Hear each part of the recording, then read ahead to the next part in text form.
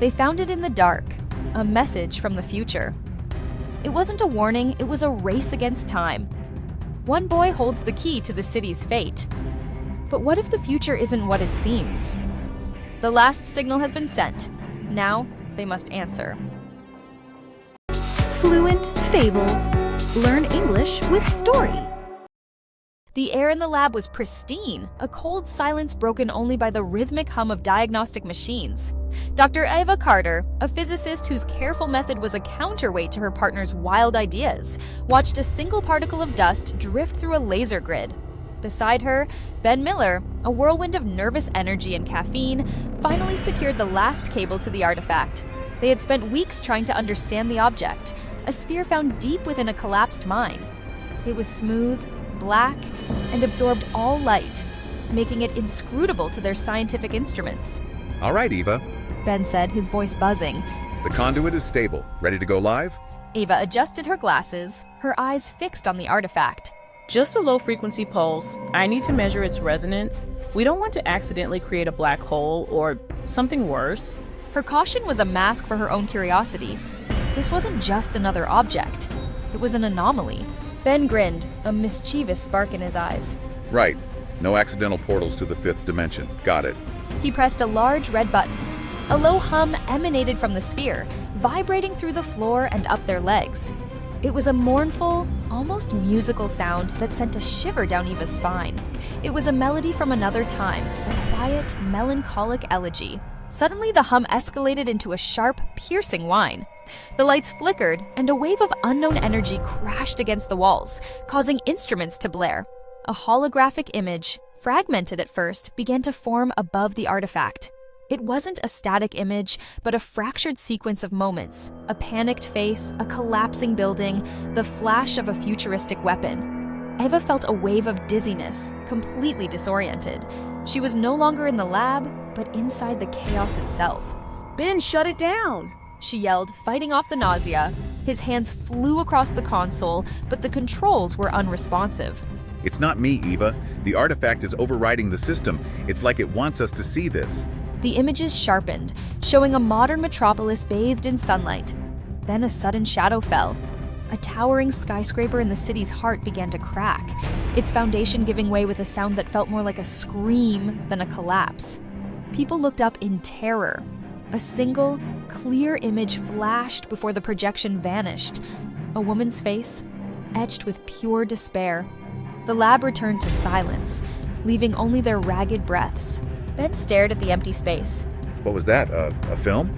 No, Eva said, her voice barely a whisper. She pulled up the data logs. The energy signature is unprecedented. It's a live feed, or a feed from the future. It's showing us what will happen. Her scientific mind, which had always sought certainty, was perplexed. This wasn't a discovery. It was a warning. The silence was a tangible weight between them. Ben paced the lab, his mind racing. A real-time warning? This has to be a hoax, a trick of light. It's too implausible. He stopped and looked into Eva's eyes, hoping to see the logic that would dismiss all this. But Eva was already hunched over the main terminal, her mind an orchestra of logical processes. Physics don't lie, Ben. The energy signature. It's not a video loop, it's a temporal signal, and it's trying to send us a message. She was a detective of the impossible, and this was her biggest case. Ben ran a hand through his hair, defeated. Okay, so what's the message? Why did a future civilization go to all this trouble to send us a blurry video of a building collapsing? That's the conundrum, Eva said, her voice strained. She was trying to decode a string of cryptic text that had appeared in the artifact's data stream. Every time she got close to the answer, the signal would fluctuate, showing them fragmented images. A name, a street, the face of a young boy. The artifact's core is encrypted. We can't access it. It's as if the information is meant to be elusive. For hours, they worked in a desperate silence. They had a shared hypothesis. Someone in the future sent this message, and they were the only ones who could receive it. It was a heavy burden, a consequence of their discovery. Suddenly, a new image appeared on the screen, clear this time. It showed a young boy, no older than 15, smiling as he worked on a complex computer interface. A device on his desk, a smaller, polished version of their artifact, was glowing faintly. He's building it, Eva whispered. He's building the mirror. Ben was skeptical. So what? It's just a prototype. How can that cause a skyscraper to fall? I don't know, Eva admitted. but the messages are getting clearer. The artifact is trying to guide us. If we cannot find a way to manipulate the device itself, we will find the person who can. Their mission had shifted. This wasn't just about a building. It was about a person, a potential culprit, and the fate of an entire city. This was their new predicament. They had to go out into the world and find the boy who held the key to tomorrow. The decision was made with an almost silent understanding. They had to commence their search immediately. The lab felt like a prison now, a place of theory and observation. The real work was out there. In the loud, chaotic world they had spent so long trying to understand from a distance. As they stepped onto the city streets, the sheer volume of noise and people was a shock. Eva felt overwhelmed by the hustle and bustle, but Ben was in his element. Their only guide was a series of grainy images from the artifact. It was a digital treasure map made of fragments, a street sign, a mural, a specific alleyway. They were a team of archaeologists in the present, digging through the city's concrete and steel.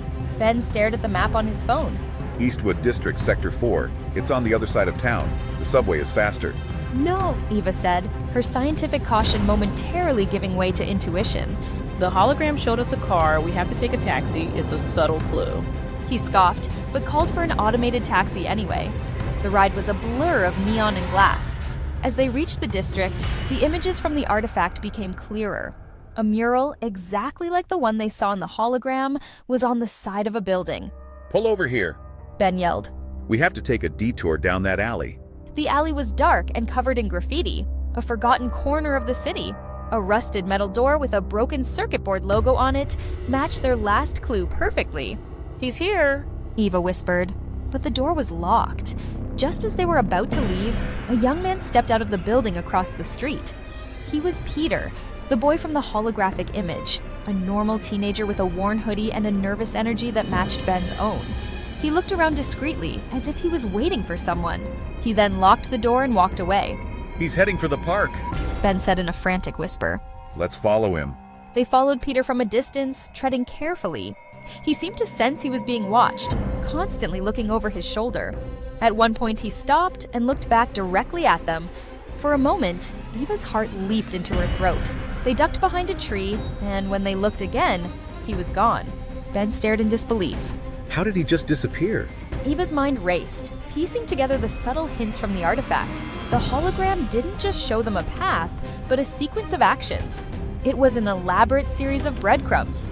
He didn't disappear, Eva said, a rush of elation filling her. He's on the right track. We have to keep following the clues. They ran to the monument where the next clue was supposed to be. And there he was, sitting on a bench, staring at a small digital tablet. This was their moment. This was the precipice of the future. The last signal had led them to him. The conversation had to be brief, a confrontation of a different kind. Eva approached Peter while Ben stood guard, his eyes scanning their surroundings. Peter, Eva said, her voice calm and firm. We know you're building a device, a small temporal device, but it's not a prototype, is it? Peter looked up, his eyes filled with a mixture of fear and confusion. I don't know who you are. Leave me alone. Ben stepped closer. We saw it, Peter. The collapse, the skyscraper. We think your device is the cause. Peter's face went white with vulnerability. He wasn't a villain, he was a terrified boy. No, you don't understand. He stammered. My code is perfect. It's designed to prevent an energy surge. Eva's scientific mind clicked, a new hypothesis forming. It's not about the code, Peter. It's about what you're doing with it. Your device is a transmitter, isn't it? A beacon? Peter's eyes widened, a tear rolling down his cheek. He had been so focused on saving the future that he had been blind to the present. I did this. My device, it's a desperate message. He pleaded with them, his voice raw. I built this to send a signal back in time to my past self. To me, a young boy who was naive enough to think he could change the world with a single invention. The truth was a monumental shock. Peter was not the culprit of the future disaster, he was its first victim. He built the Chronos Echo to send a message to himself, to warn himself not to make the same mistake. But in order to send a message back in time, he needed a huge energy surge, a pulse that could only be generated by the collapse of a building, a deliberate and reckless act. A timer on Peter's tablet flashed red. 20 seconds until transmission. The final message was ready to be sent, and with it, the disaster would commence. The peril was real, and it was now. Ben's mind raced. He had always been the impulsive one, but Eva was the one with the logical mind. She had to look beyond the numbers and see the boy. Peter, stop! Eva cried out. The message already got through. We're here. We are the change. We can stop this now. He hesitated, his hand hovering over the transmit button. The sorrow in his eyes was replaced by a small flicker of hope. He looked at Eva, then at Ben. He took a deep breath, and with an unwavering gesture, he typed a new command. The countdown stopped. The timer vanished, replaced by a single line of text. Transmission aborted. The air instantly felt lighter. The city was saved. The three of them stood in the park, surrounded by ordinary people living their ordinary lives, unaware of the consequence of the decision that had just been made. Peter explained that his device was a small temporal anomaly, a tiny device that created a large energy resonance. He had been so focused on the future that he nearly destroyed the present. As Eva and Ben walked away, leaving Peter to his own thoughts, they felt a profound sense of purpose. The artifact had served its purpose. It was a tool not for understanding the past, but for changing the future. The city they lived in now felt different, not a place of mundane routine, but a delicate living thing that could be saved. They had a new task, a new mission, to guide Peter, to look out for him, and to make sure his future self's despair was never realized. The last signal had been heard, and they had answered the call. Pristine, meaning in its original condition, unspoiled. Example, the lab was pristine, with no dust on the surfaces. Inscrutable, meaning impossible to understand or interpret. Example, the ancient script remained inscrutable to the historians. Resonance, meaning the quality in a sound of being deep, full, and reverberating. Example, the sound of the artifact had a strange resonance. Elegy, meaning a poem or song of serious reflection, typically for the dead. Example, the sad song was a quiet elegy for a forgotten civilization. Holographic, meaning relating to a three-dimensional image formed by the interference of light beams. Example, the exhibit featured a holographic image of a spaceship. Fractured, meaning broken or cracked. Example, the old vase had a fractured pattern. Disoriented, meaning confused about one's location, direction, or situation. Example, after the long flight, I felt completely disoriented. Unprecedented, meaning never done or known before. Example, the storm caused an unprecedented amount of damage. Perplexed, meaning completely baffled, very puzzled. Example, the student was perplexed by the difficult question. Implausible, meaning not seeming reasonable or probable, hard to believe. Example, his excuse for being late was highly implausible. Grammar structures. Second conditional, if plus simple past, would plus verb. Use to talk about hypothetical or unreal situations in the present or future. Example, if you could have a second chance, what would you change? First conditional, if plus simple present, will, can, might plus verb. Use to talk about a likely or possible situation in the future based on a present condition. Example, if we can't find a way to manipulate the device itself, we will find the person who can. Passive voice with modals. Subject plus modal verb plus be plus past participle. Use to focus on the action rather than the doer of the action. Example, the secret can be found in the hidden documents. Phrasal verbs with look away, to turn one's eyes away. Look into, to investigate or examine. Look out for, to be vigilant and watchful for something. Look beyond, to consider something more than its immediate appearance. Thanks for watching. I hope you enjoyed The Last Signal. If you want to continue your language learning journey through captivating stories, make sure to subscribe and turn on notifications so you don't miss the next one. Don't forget to like this video and share it with a friend who's also learning English.